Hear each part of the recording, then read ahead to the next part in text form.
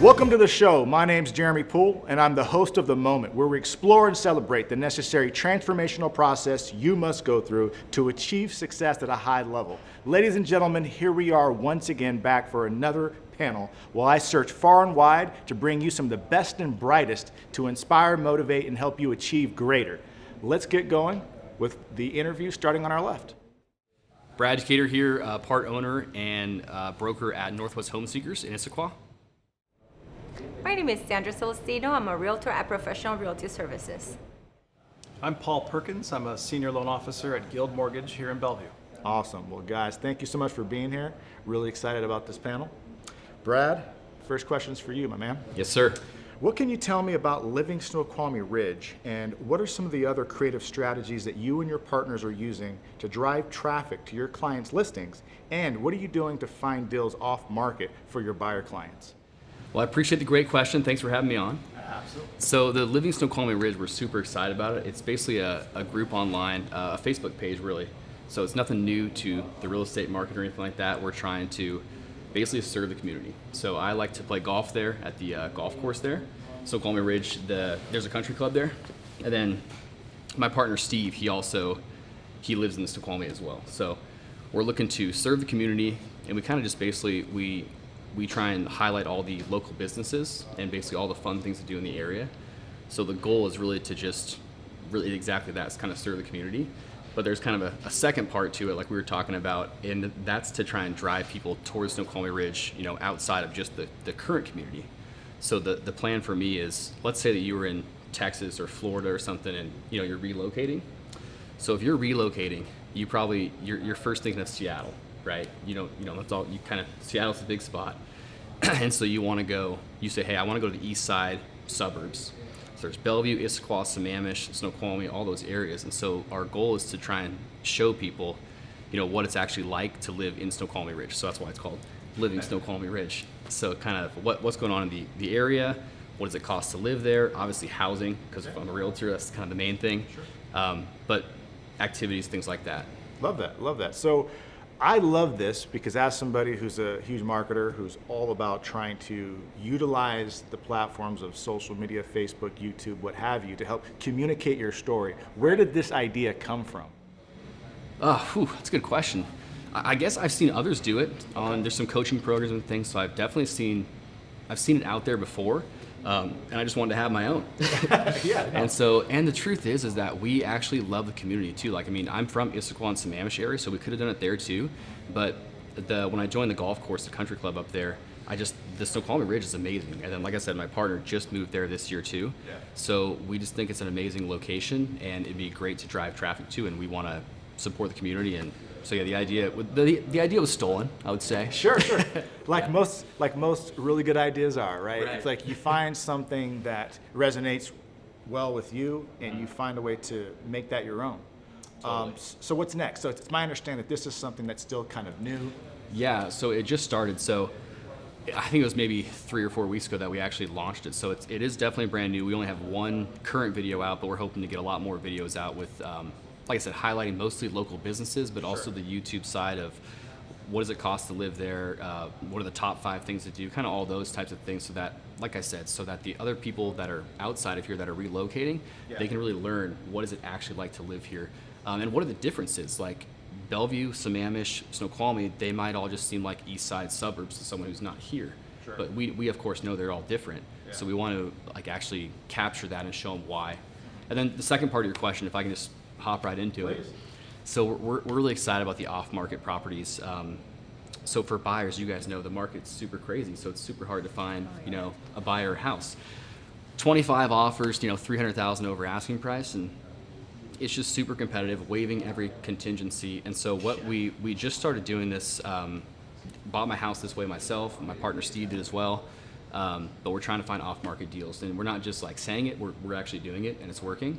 So we've had super good response rates, like 1.5% to 2% on our letters. So basically how it works, so we only do this for a buyer who really knows where they want to be. Okay. So it's not going to be like, hey, I'm looking for Seattle, Bellevue, the whole King County. I can't send letters to everybody, right? Yeah.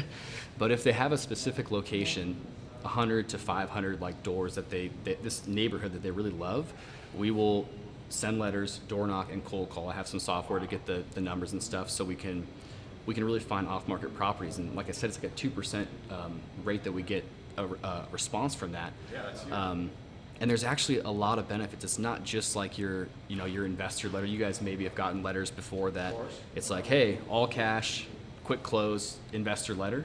Of course, when they get there, they offer you like 60, 70% of the value. Sure. This is not that at all. This is saying we have an actual family. Here's who they are. Yeah. They're pre-approved. It kind of highlights the benefits, and there really is benefits to both sides. We, of course, get to find an off-market property with the buyer so they can have no competition. So it's kind of just working one-on-one with the seller. Hey, what is the, pricing-wise, this makes sense to you? Does this make sense to you? Having the inspection contingency, having all your contingencies in place so that it's more of a smooth transaction. But for the seller, it's also a great thing. We highlight this in the letter that we send. They're saving 3%. I'm not doing this as a greedy thing so I can get two sides of the deal. I'm saying, hey, in the letter, I'll do the whole thing for 3%. That's typically one side of the transaction, Sure. which is the buyer side that I'm representing, but I'll also help them with the paperwork. And so they're basically essentially, $1 million, they're saving $30,000. Yeah. So that's one of the benefits. The other benefit is that, hey, you don't have to get your house ready. We'll take it as is. I don't know if you guys have sold a house yourself. I know you work with clients that do it, but it's not easy. Paint touch-ups, sometimes remodels, carpet, cleaning, professional videos, the whole thing. It's a process, not just on the realtor, on the homeowner.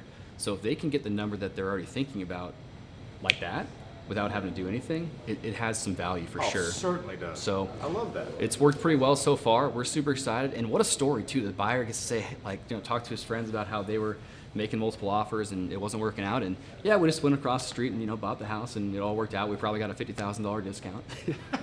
So it's pretty awesome.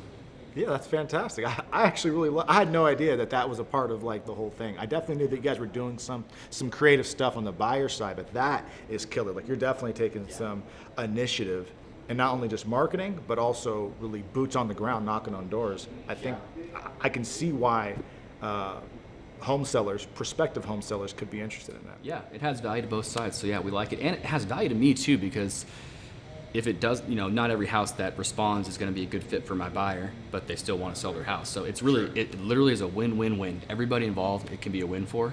So we love it. Killer, Brad. It's killer. So talk to me about your food truck idea. Yeah, so we did this. This was part of the Ridge thing. We've done it before too, but obviously listing a house, marketing is kind of the most important thing. You're seeing it online, so obviously you're not doing your cell phone pictures. You got to do everything professional, and that's kind of the minimum these days. Any realtor right now is getting professional videos and hopefully professional video and kind of doing the walkthrough, everything. But we wanted to stand out, so especially in the Ridge, because that's kind of trying to be our farm. So yeah, hired the food truck to really just increase traffic. We think that, we've done it once so far, and it worked super well. So we're going to be doing it for especially all the Ridge listings or any other listings that are a good fit. It does have to be a good fit for it, for sure. Not just price point, but like the location. Some neighborhoods are just not right for it. Yeah. But the concept is pretty simple. We're just trying to drive traffic and get as many people in the open house as we can, market as much as we can. But those food trucks that we hired, like when they make a location date, when they say they're going to go somewhere, they get traffic on their own, which is super awesome. So we're getting open house traffic that we're also helping them. We have our open house marketing to help them drive their food truck business too. We pay them to be there and stuff, but they do really well. We do really well. So we think it's a pretty good little marketing tactic for getting a house sold for top dollar. I love that, Brad. I love that. Thank you so much. Do you guys have any questions for Brad? Well, I have a comment. Really, I think that's the first idea of the community is phenomenal. Yeah. Thank you.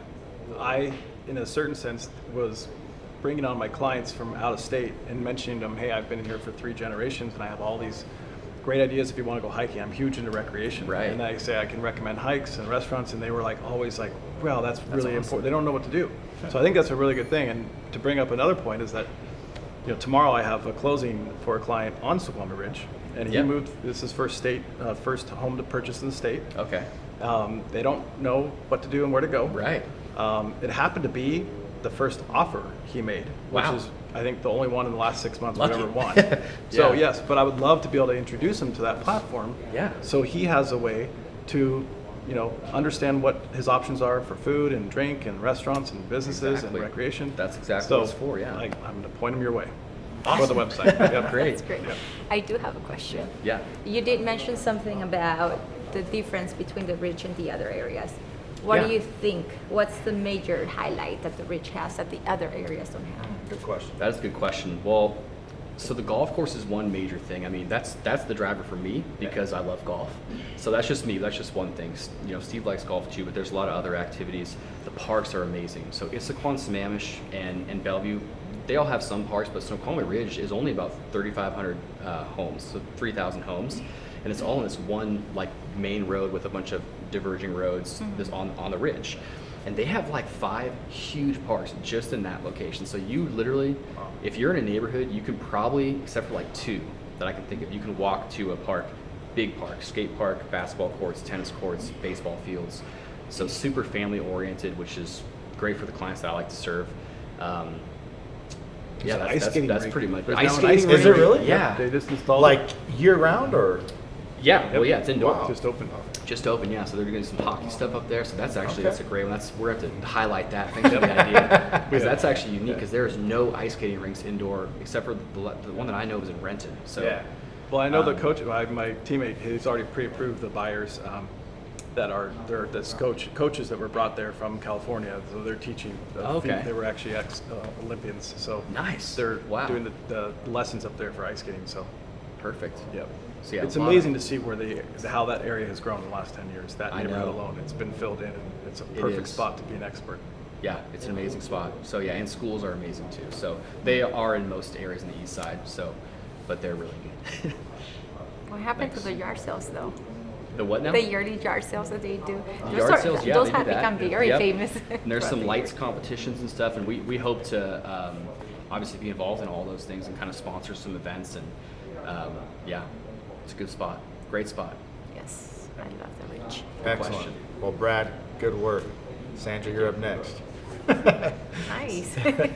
Sandra, it's no secret that Eastern Washington market is on fire right now. And as a solo agent who closed 57 transactions last year, you know firsthand just how crazy your market has gotten.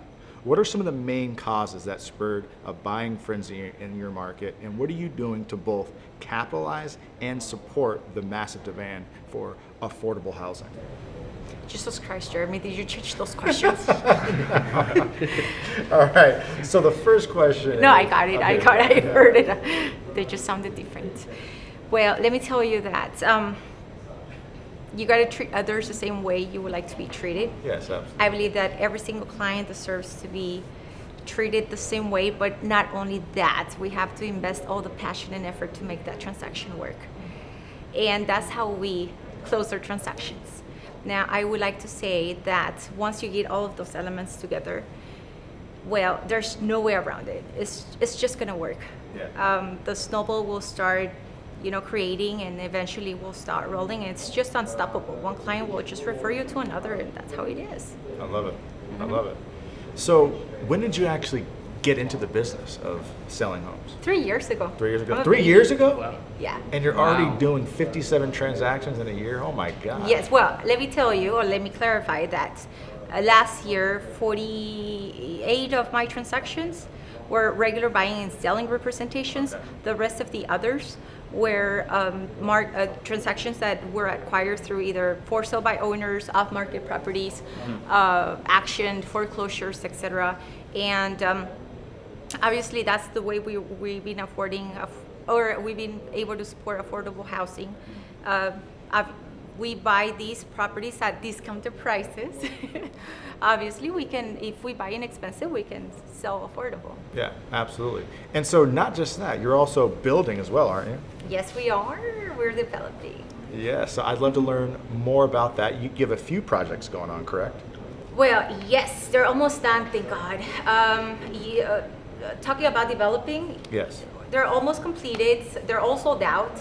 Wow. They're all Wow. sold out. We're just waiting for finals. We should be closing somewhere around 2 weeks the most.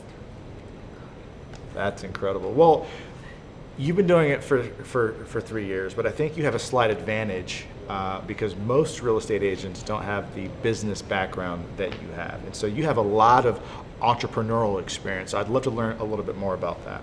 Yeah, I started in the selling business when I was a very little girl. Obviously, as you can tell, I have an accent because my background is Hispanic. My parents, when we migrated here, we were so poor that we didn't know, my mom didn't know there was a winter time in which she had to save money, and they were working in the orchards. And she's very good at making tamales and figure out things, So I remember that first winter we spent here, she started cooking and tamales, chicharrones, chorizo, everything possible. Every Mexican thing you like, she knows how to do. So we were out there selling, and that's how we started. Out of the sudden, out of having nothing, we were able to create a wealth, and little wealth, but then it started growing. Awesome. So not just building homes, but you're also in the process of building a really cool project right now on Columbia River. I'd love to learn more about that. Yes, that is in the making. That is a project that I have between my sister. It's my family. It's more called glamping. Yeah. Let's put it that Yeah. way. It's like camping with glamour. I was telling you guys a few minutes ago. Yes, that is my dream project. Personally, that's something I wanted to do when we started business 3 years ago in real estate. That was one of the major focus. I do live near the Columbia River. Right. So for me, it was like, what can we do with this river? I mean, it's like right there. Yeah. We should do something. And then this opportunity came up, and it seems to be that it will be beautiful. So you guys will be invited. So once we are ready. 100%. So just to clarify, there's a total of 17 acres right on the river, backdrop of the beautiful mountains, and the idea is to build out A-frame style homes, correct? That is the intention. We're still in the process of figuring out exactly what we can add to it. Okay. It will be family oriented. We will have regular campsites. The intention is to have some few teepees because obviously we have that environment as well. Sure. It's temporary though. All of Okay. these are temporary structures, and the intention of it is just to bring a different touch to the area. I think that's a great idea, and I think it's going to be amazing. I know right where that's at, and I think you're going to have fabulous success with it. Yeah, it's beautiful. It's a beautiful area. Awesome. Yep, I agree. Do you guys have any questions for her on that? I do. Go ahead. Your clients that you worked with last year, Yes. or the last 3 years, or even in the broader market out there, are you seeing a higher percentage of second homes, primary first-time home buyers, primary residences, investment properties? Where are you seeing that mix in your area of Eastern Washington? I do see most of my buyers are primary first-time home buyers. Then these clients had been referring me to their other family members, friends, etc. And there are also first-time home buyers. However, I had started this year selling the second house, the second home for my first-time home buyers and that was 2 years ago. When I started, it was the third year. So let's say they've been on either house 2 to 3 years, and we're already jumping into the second one. Wow. And I can say or answer on a 20% on that of Okay. those clients coming back. So that's awesome. I mean, they're coming back. They love it. Well, there's nothing like the value you feel like you're adding to a family when they're buying their first home, and they're so appreciative of it, and it's such a easy thing to be passionate about for them, and that's true. what drives that work ethic I assume you have. And mainly in the Hispanic community, where a lot of people just don't understand the language. The language is a major barrier, and whenever they have this realtor that is, right there on them, guiding them through the first, second, third step, and working the extra mile. Now, after even closing, they end up having way more questions, and sometimes they just don't know where to go. And the realtor is still there. I mean, you'll have them forever. They'll be there. Amazing. I love that. Right on. Awesome. Well, thank you so much. Paul, you're up next. Great. Paul, Thanks for having me on. 100%, brother. You, your team, and your entire branch had a record-breaking month in March. As a team, you closed 33 transactions for a total of $13.5 million. And as a branch, you guys closed over 220 transactions for a whopping $102 million. Wow. What were some of the key elements that made these insane production numbers possible? And even bigger question is, where does your business come from? Because that's a whole lot of deals for one small team. Yeah, that's a good. So, well, first of all, I have to say that it took a lot of teamwork. Sure. Among many different people in the company, in our branch. So it wasn't just my own production. It was from our branch manager is number 3 in the company, and he has a very large group. But since he's come on in the last 3 or 4 years, he's really built up a lot of our loan officers from a level that they were not at. Wow. So we're modeling his approach, which really is based upon a lot of coaching. We do coaching. I do internally with Elevate through Guild Mortgage. I know Casey and his team are right now, a lot of them are down at the Core, which is as a coaching program for real estate agents and loan officers. And it wasn't until I really started instilling a lot of those habits and processes in a system that I really started to have the volume increase. I mean, for a long time, I clicked away 20 to 50 clients a year, and that was enough for me to have a good, comfortable living. Sure. But like you mentioned, it snowballs. I only work with referrals from either my past clients, current clients, or real estate agents. Only. 100% is all referral based. We don't do any advertising. So it's just through word of mouth and past clients. And early in my career, I recognized that if you can really connect with clients on a deep level, more than just, a lot of people just look at it as an interest rate. Sure. The clients want to know they are getting a good rate, but for a lender, we know that there's so much more to the process than just the rate you're offering. Right. That's commoditizing really what we do. Sure. And I think the issues that are happening with internet lenders is that they're reducing their margins to not pay the loan officer as much, and that's how they're getting these low rates. But then with that comes less service and follow-up.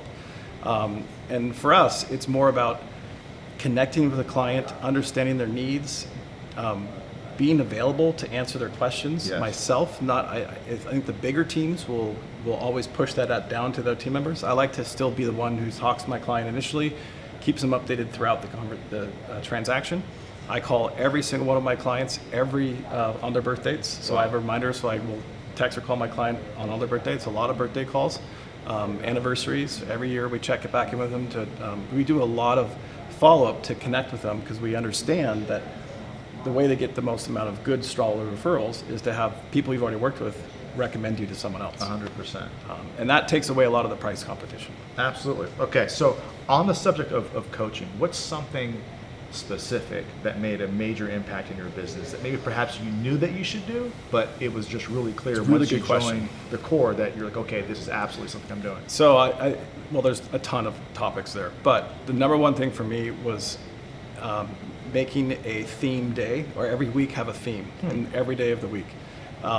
It becomes kind of monotonous or boring in a certain sense from our end, but it's really important to have structure, because when you are a lender or an agent, you really don't have anyone telling you what to do. Yeah. You can do whatever you want every day, and I don't think you have that system that you need to have. So, every Monday we have a very strong pipeline meeting, and we call our real estate agents and check in with them for the week. Every Tuesday is an update call, so I call the clients, the escrow agents, the real estate agents, and update them at a very certain time on the transaction every single week. So they always are updated, and that's something I do they know expected every Tuesday, and our processor does that with the client as well. Every Wednesday we do a pre-approval follow-up, so we check and make sure we're checking back to every single lead. On Thursday we're working with our refinance clients and clients in transaction. Every Friday we're checking back with the agents and the clients to make sure that they have anything that need to do over the weekend. A lot of the stuff we have to do is evenings and weekends. It used to be like, hey, I don't want to work on the weekends. Well, we realize that's where the offers are coming together. We have to be available. So between me and another gentleman on my team, we're available by text and phone. We always write pre-approval letters. We'll do things that the other loan officers, especially the internet lenders, won't be able to do. Sure. And that's what puts our clients in the best position when it comes to making an offer on a house. That's fantastic. Quick response, pre-approval's done within hours or no more than 24 hours at the time they get an app. And just consistent follow-up. Yeah. Absolutely love that. There was one thing that really stood out during our initial conversation that you talked about. You really dive deep into trying to figure out who your clients are, their likes, their dislikes, their birthday. Can you discuss that just a little bit?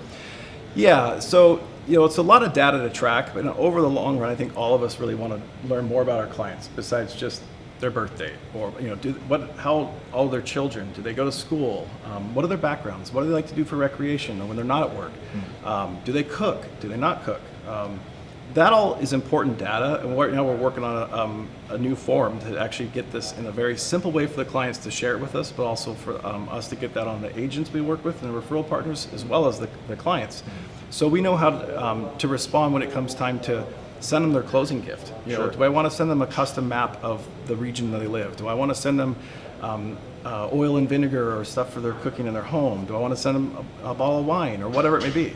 So you have to know, do they drink or not?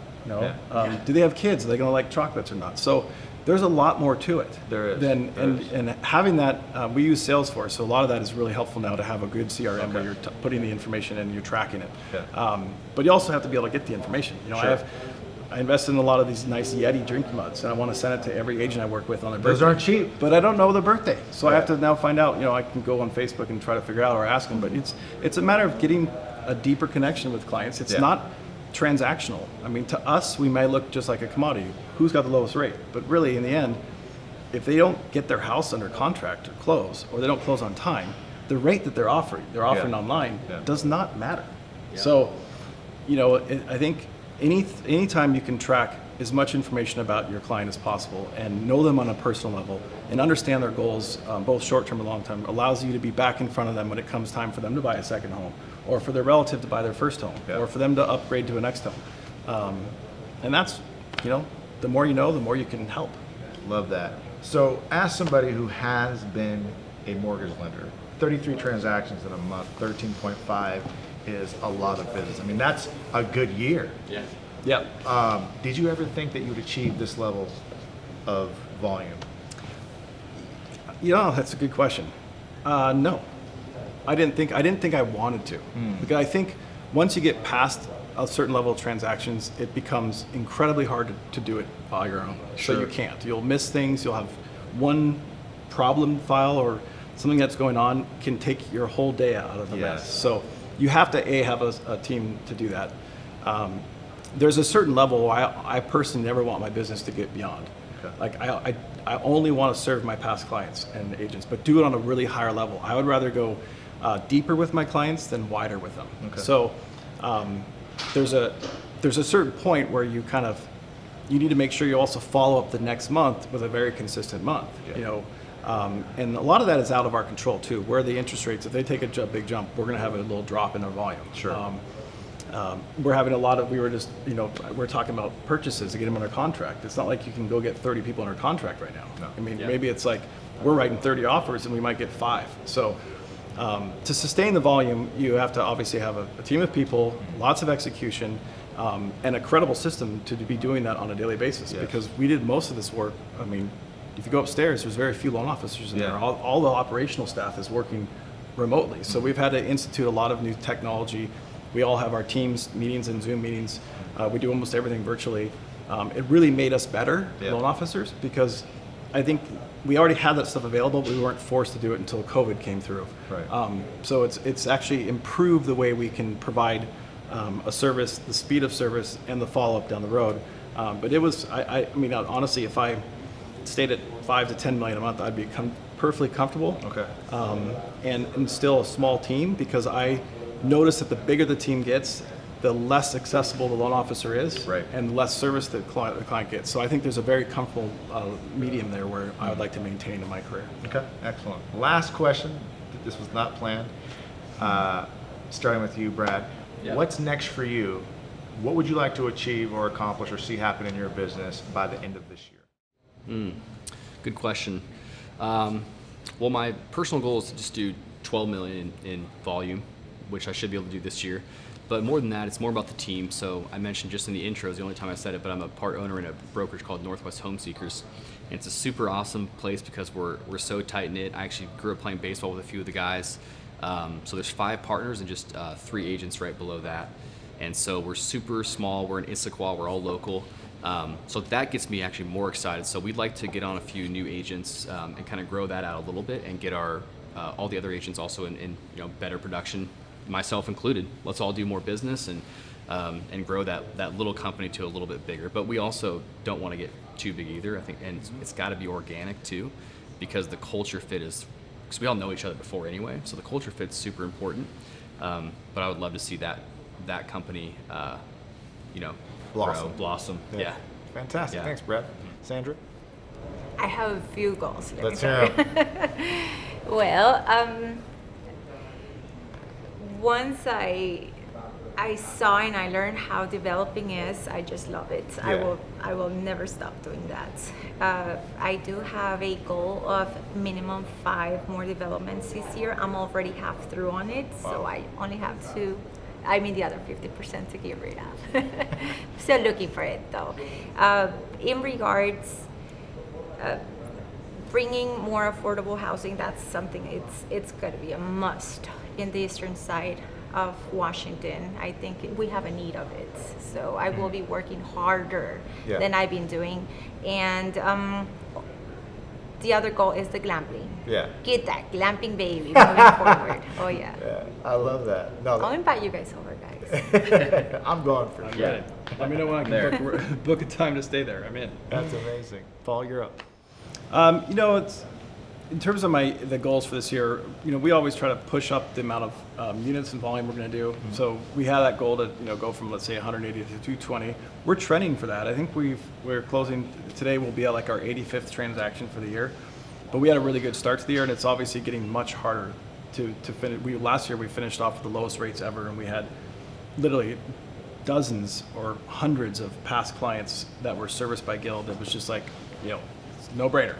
Go from 4 to 2.5% interest rate. It was like, now it's become much more complicated. Sure. You're looking at dropping people's mortgage insurance. You're looking at doing cash out refinances. You're looking at things that take a much higher level of planning. So we use Mortgage Coach to help clients understand their options in detail. So as long as I can maintain what I did last year and slightly increase it, but go deeper with our processes to make sure that we're touching people at all the points that we really want to, because if you get too many, you kind of don't. So, as long as we just improve upon what we did last year and make it a better experience for the clients, I'll be totally excited. Amazing. Love that. Well, Brad, Sandra, Paul, thank you guys so much for being on the show. I love this panel. Thank you so much. And thank you for tuning in. Make sure to come back to us next week.